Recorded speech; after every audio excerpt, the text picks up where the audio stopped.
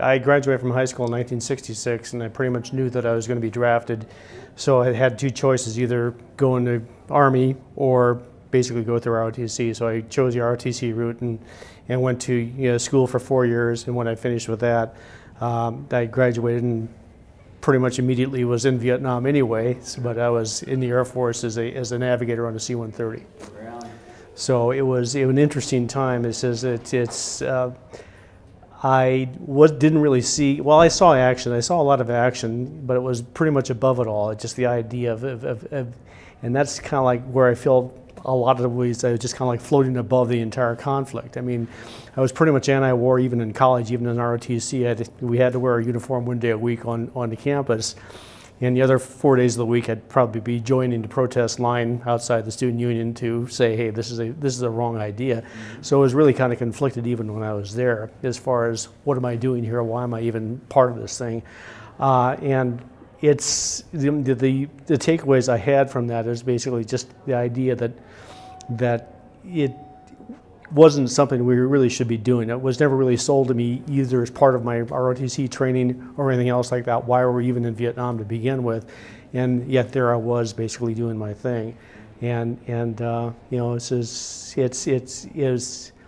the biggest takeaway I had, frankly, was when I came back from Vietnam, we had to, since I was flying on military, affairs, basically, we had to wear a full uniform when we rode on civilian airliners. And so I landed in Seattle in my full U.S. military, and it was a very, very difficult time walking to the airport because basically people were stopping and staring, and frankly, I got spit upon in the airport in both Seattle and also here in Minneapolis as I came back through.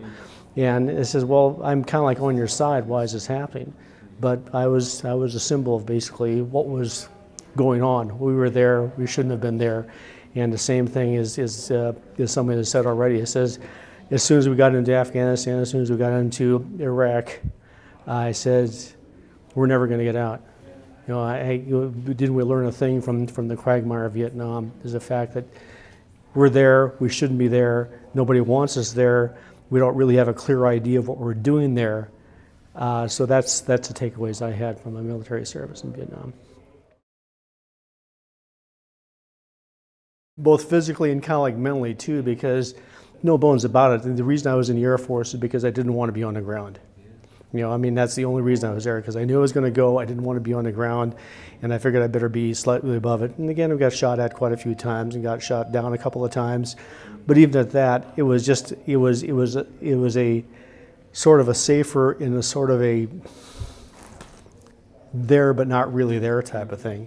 And so that's the disconnect I have. But I also had the experience of going to D.C. and seeing the names on the wall of the friends of mine in my unit, and it was, why them and not me? And part of what I carry also these days is just the survivor's guilt again. It says, why was I able to do this and come through okay, whereas these people that had exactly the same background, exactly the same training, and they didn't. So it's just worse hell, and I'm not necessarily involved in any type of peace movement or anything else like that, but it probably should be, because it's not a good way to settle disputes. It really isn't.